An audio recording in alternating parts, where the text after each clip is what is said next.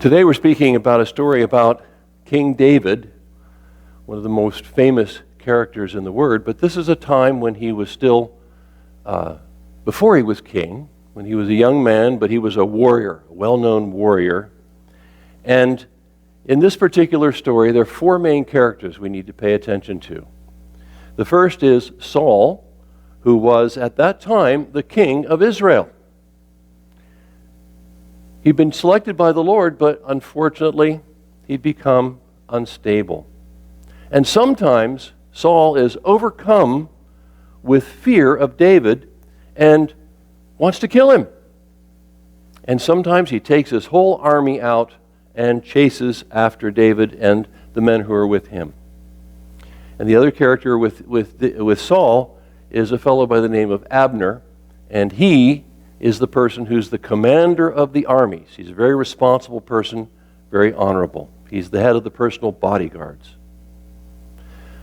On the other side, we have David, who has been anointed by the Lord to be the next king of Israel, but who had never done anything to try and make that happen sooner.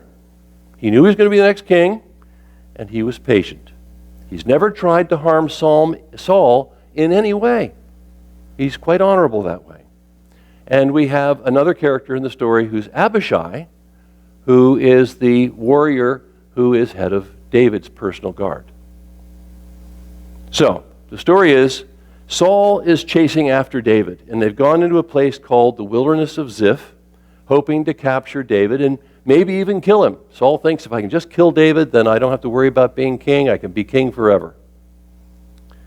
And as we know, if you think about a lot of people marching around in a dry place, armies make a lot of noise and dust. It was easy for David's men, who were hiding in the mountains, to see them coming.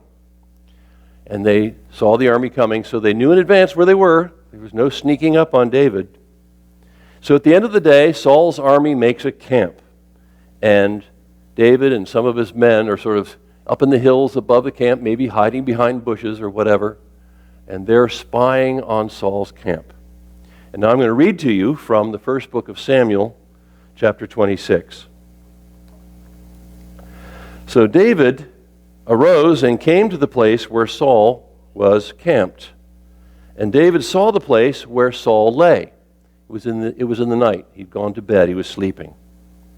And Abner, the son of Ner, the commander of his army, was with him.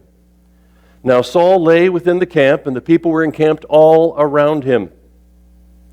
And David answered and said to Ahimelech the Hittite and to Abishai the son of Zeruiah, the brother of Joab, saying, "Who will go down with me to Saul in the camp?" Now Saul's talking about actually sneaking down into the camp and getting through all the guards and all the people and actually going right to where the king, Saul, was sleeping in the middle of the camp. And Abishai, who's a brave warrior, says, "I will go down with you." So David and Abishai came to the people by night, and there Saul lay sleeping with the camp, with his spear stuck in the ground by his head, and Abner and the people lay all around him.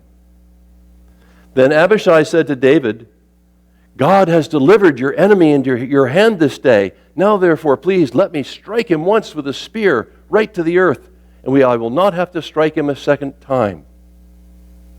So there they are. They've snuck into the camp. Everybody's sleeping. And Abishai wants to pull the king's spear out of the ground and kill him, because that would make David king.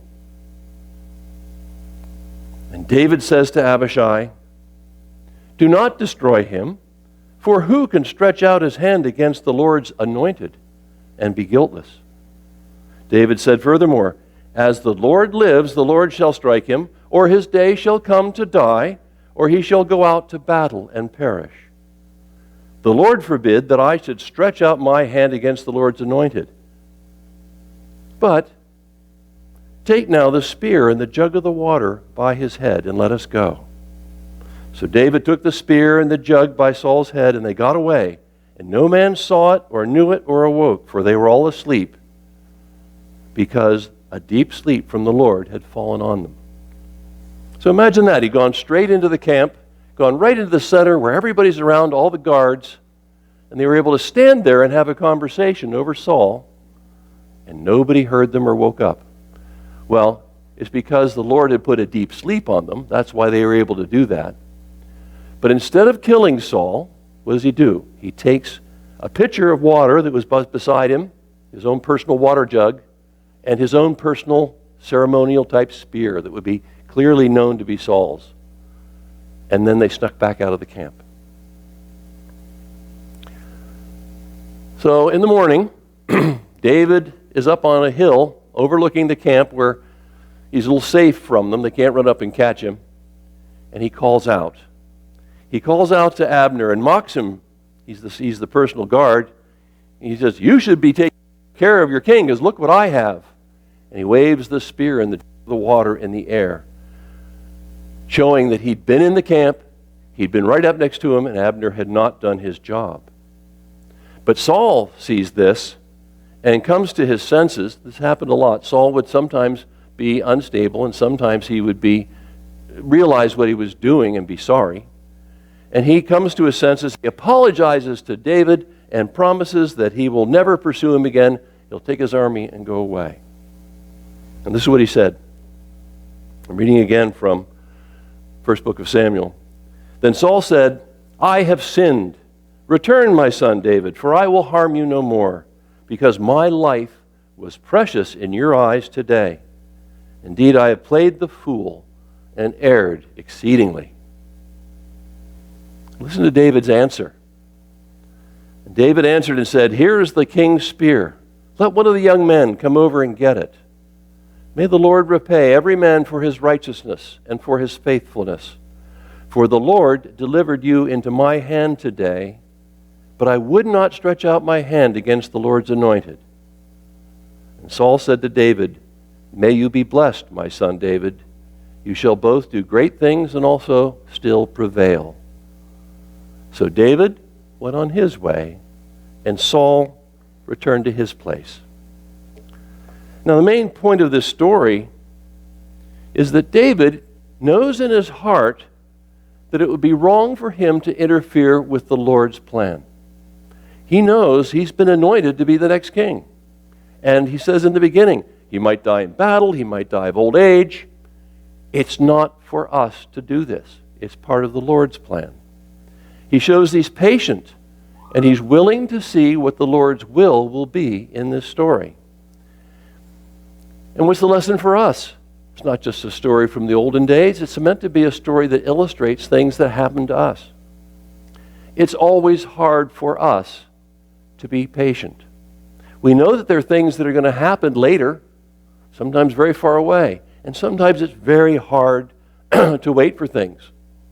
Many of us are worried now, we are done with the pandemic, and we're getting impatient about waiting for it to end. But we know that David was right, and he was made king in a good time. We do know that happened. Saul eventually died in battle, and the anointed was accepted. The people came to David and said, "You're a king now." And he was a king that followed the Lord's leading for many years. He was a great king. There are lots of examples in the Word about people who had to be patient. We can think of the story of Abraham and Sarah, who were told by the Lord that they could have a child, and they waited almost their whole lifetime before that promise was fulfilled. Or we can think of maybe the wise men looking at the stars and waiting and waiting and waiting for the sign that the Lord had been born on earth. So many different stories in the Word tell us about the Lord tells us that good things are going to happen, but we need to go through the process and be patient and let the Lord's plan unfold in its time. What we learn from these stories is that we can trust the Lord to keep His covenant with us. He's promised us that He's going to give us a place, a home in heaven, if we do our part. That's the promise. And He's going to keep that promise, that covenant, even if it seems to us to be taking a long time. So while we're waiting, we need to be respectful of the Lord, just as David was respectful of the office of king. He may have been mad at Saul personally. Saul was trying to kill him.